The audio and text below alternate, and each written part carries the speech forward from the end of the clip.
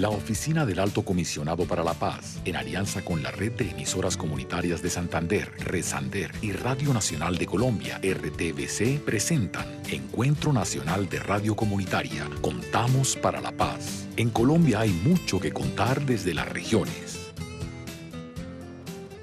Continuamos en este primer día del Encuentro Nacional de Radio Comunitaria Contamos para la Paz, un encuentro que confirma este primer año de camino recorrido del Plan de Formación Construyendo Paz en las Regiones, la iniciativa de la Oficina del Alto Comisionado para la Paz, en alianza con la Radio Comunitaria Colombiana a través de Resander, y gracias a la cual se han beneficiado más de 180 radialistas de 27 departamentos del país. Les invitamos a presenciar el panel Buenas Prácticas de la Comunicación para contribuir a la paz y posconflicto. En los próximos minutos estaremos en compañía de Daniel Valencia Caravantes, salvadoreño, editor en el portal informativo El Faronet y miembro fundador de Sala Negra, redacción permanente de cobertura de la violencia, narcotráfico, pandillas y crimen organizado en el Triángulo Norte de Centroamérica. Sus relatos han sido retomados por revistas y periódicos en Francia, España, Colombia, Chile, Argentina, Venezuela, Honduras, Guatemala y Nicaragua. Daniel fue finalista en el premio Gabriel García Márquez de la Fundación Gabriel García Márquez para el Nuevo Periodismo Iberoamericano en 2013 y es coautor de varios documentales. También estaremos en compañía de Marta Isabel Gómez Ruiz, periodista, integrante del equipo de la Asociación Palco y de la emisora comunitaria La Esquina Radio. Marta es coinvestigadora del documento Reconocimiento de las Audiencias de la Radio Comunitaria de Medellín. La Esquina Radio es una emisora comunitaria de la ciudad de Medellín pensada para contribuir a la construcción de ciudadanía como base para lograr la paz. La Esquina Radio se propone la transformación social, el fortalecimiento de los vínculos comunitarios y el tejido social a través de la visibilización de la cultura y la identidad comunitaria, la exigibilidad de los derechos humanos y la promoción de propuestas de desarrollo, convivencia y vida digna. Cierra este panel José Ignacio López Vigil, cubano, radialista apasionado y referente en América Latina y el Caribe como realizador y pedagogo. Coordinador de Radialistas.net, un centro de producción con sede en Ecuador que contribuye a la democratización de las comunicaciones, especialmente desde la radio con perspectiva de género y ciudadanía. Entre sus publicaciones se destaca el Manual Urgente para Radialistas Apasionados, que resume su vasta experiencia haciendo y enseñando a hacer radio en todo el continente. Modera este panel Álvaro Sierra Restrepo, periodista, profesor y conferencista en temas de medios, paz y conflicto y drogas ilícitas. Tiene cerca de 30 años de experiencia en cubrimiento y análisis de conflictos armados. Fue corresponsal en Rusia, Asia Central y China, editor de páginas editoriales y de opinión y editor adjunto del diario El Tiempo de Colombia. Entre 2011 y 2014, Álvaro fue el editor general de la revista Semana. Actualmente publica una columna semanal en el diario El Tiempo. En los últimos años ha sido profesor invitado de la Universidad para la Paz en San José de Costa Rica, donde coordinó la maestría de estudios de medios, paz y conflicto. Además, Álvaro ha sido el tallerista principal del Plan de Formación Construyendo Paz en las Regiones. Le recuerdo a todo nuestro auditorio que al final del panel contaremos con un espacio para preguntas a los invitados al panel. Bienvenidos. Perfecto, bueno, muy buenos días a toda la audiencia que nos está viendo por Señal Colombia y una bienvenida a nuestro panel, a nuestros tres invitados, que creo que representan una diversidad muy interesante para la discusión que tenemos por delante, que es una discusión clave.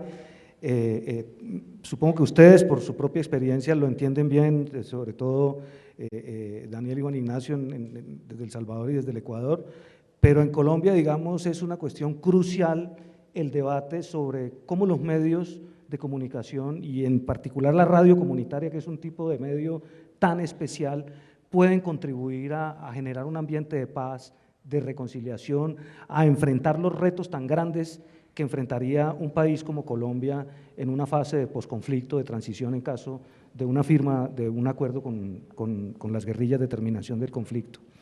Sin más preámbulos, voy a darle la palabra inicialmente a Daniel, luego a usted y por último a Marta, para que hagan una exposición con este énfasis, digamos así, cuál puede ser la contribución de los medios comunitarios a la paz, a la construcción de paz y al posconflicto. Entonces, Daniel, por favor, bienvenido y adelante.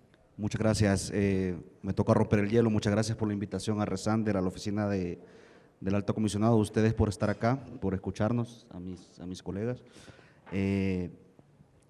Yo en realidad me he quedado muy sorprendido de la exposición previa de esta mañana, porque cómo me hubiera gustado que en El Salvador, en mi país, este ejercicio de intercambio con un alto funcionario sobre el qué y el cómo y los cuándos para un proceso de paz pudiera haberse preguntado de la prensa, ¿no? Desde el periodismo, haciendo los cuestionamientos que creo en su momento no se hicieron para nuestro conflicto armado. El Salvador, como sabrán, sufrió una cruenta guerra civil muy sangrienta de 1980 a 1992. Antes de eso, muchas décadas de represión militar.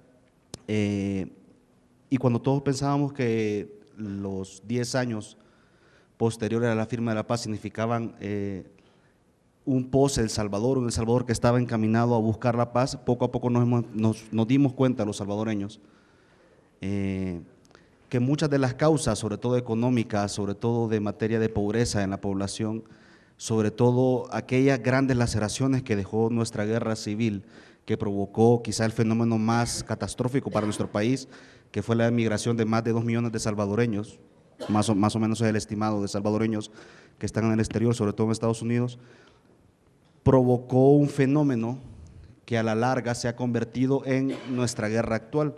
Y ese fenómeno es que la guerra desplazó a muchísima gente, a millares de salvadoreños, y estos salvadoreños en el exterior, sobre todo en Estados Unidos, se encontraron con que no hablaban un idioma o se movían en un contexto que el idioma era desconocido, que eran asediados por las autoridades de Estados Unidos, que eran asediados por grupos de jóvenes de otros países. Entonces estos jóvenes se convirtieron en pandillas, y estas pandillas posteriormente, en los gobiernos de finales de los 80 y principios de los 90 de Estados Unidos, estos jóvenes salvadoreños fueron deportados, ya convertidos en pandilleros, y nace una nueva cultura de violencia en El Salvador que el país no trató, ¿no? El país venía saliendo de la guerra en 1992, tratando de respirar por un proceso de paz post-conflicto, y se enfrenta con una marejada de jóvenes que no tienen ninguna cabida en el país, ¿no? Entonces yo me quedo sorprendido porque esas discusiones de si las víctimas están presentes en el diálogo de paz, de cuáles van a ser los mecanismos de un gobierno para resarcirlos, de cuál va a ser la participación de los medios de comunicación, del periodismo, para darle voz a esas personas, que es parte de este encuentro, me parece fenomenal, porque es algo que no se hizo en el pasado. En mi país no se hizo, y eso provocó desconciertos. Es decir, El Salvador es un país que, creería yo, le cuesta mucho entenderse, porque el desconcierto principal fue la falta de información. A la fecha, hoy día, nuestras generaciones de jóvenes, nuestras generaciones que nacieron posterior al conflicto, desconocen por completo por qué los salvadoreños nos estábamos matando entre nosotros, ¿no? ¿Por qué había un bando que reclamaba luchas populares de justicia y de violación de derechos humanos contra un Estado que oprimía?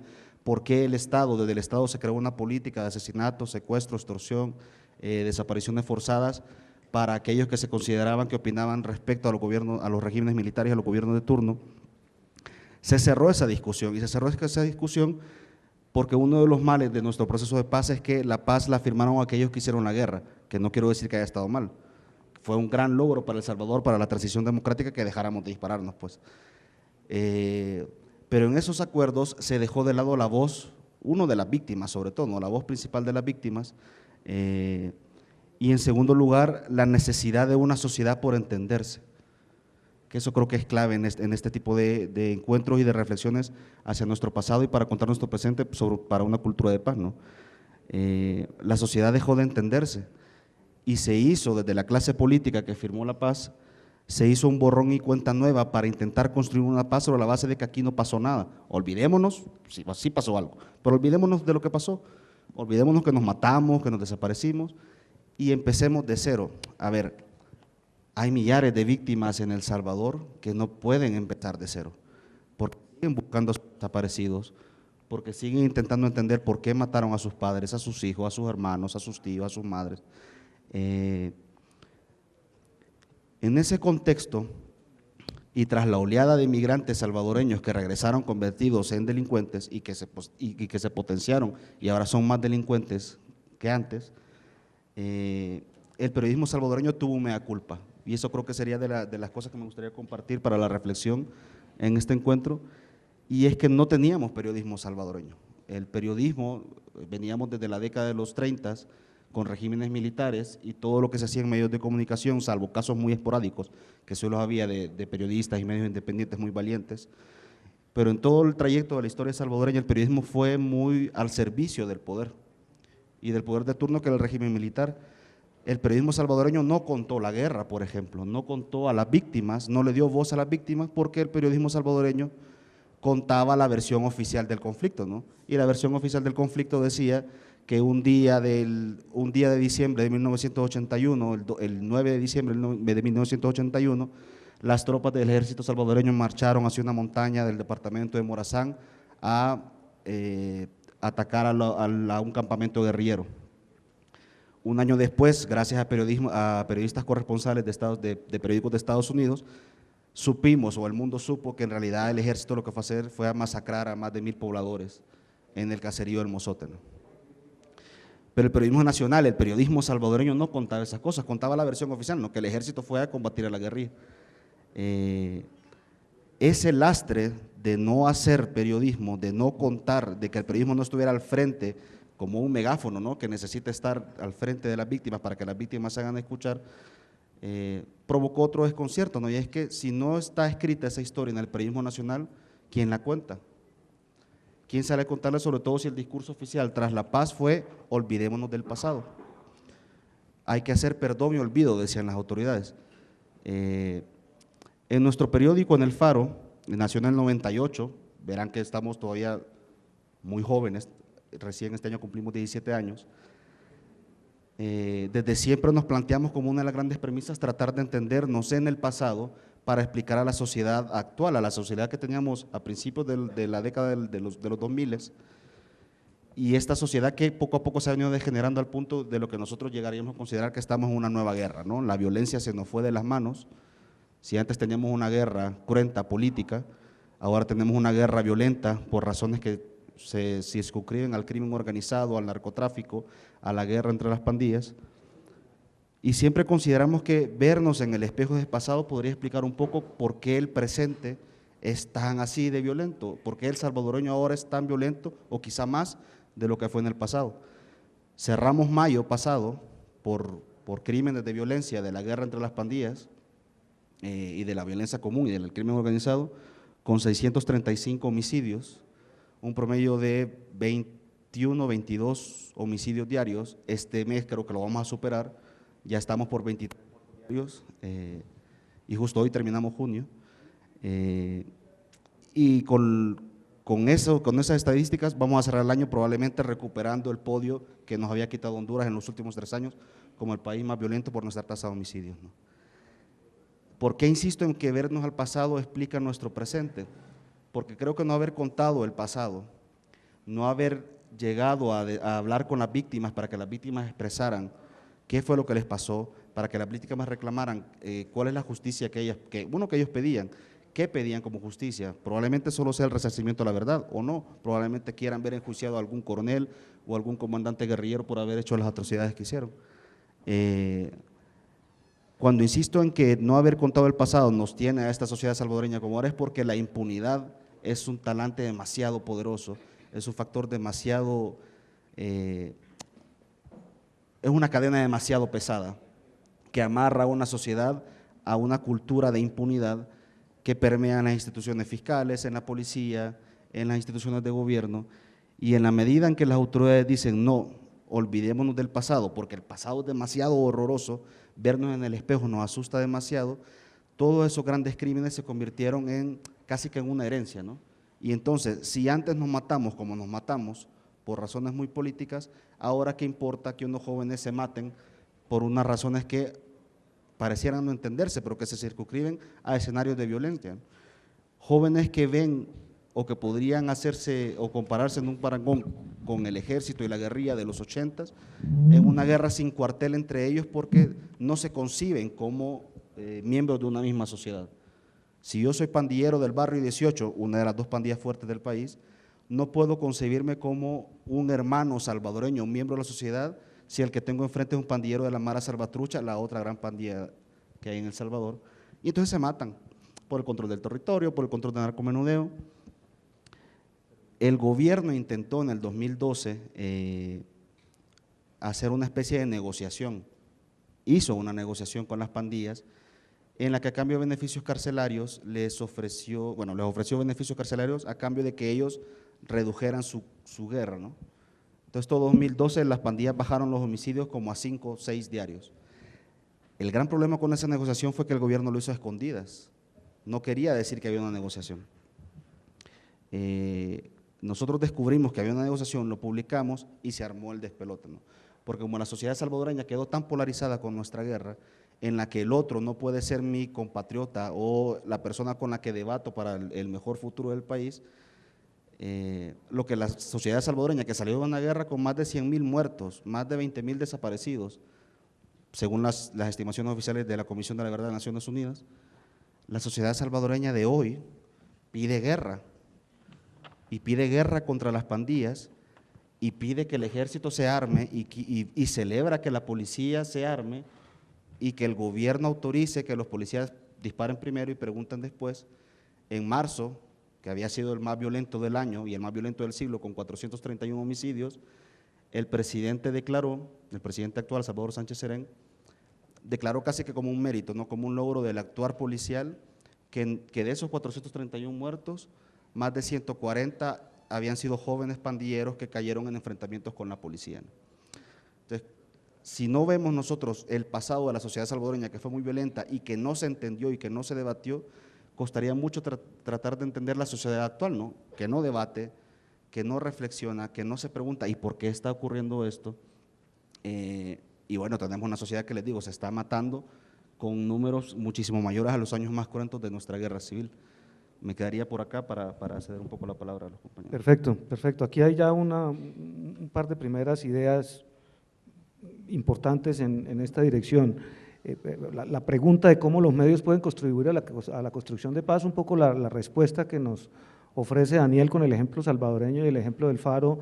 Yo tomaría apenas 2 elementos para que continuemos la discusión. Uno es no olvidar.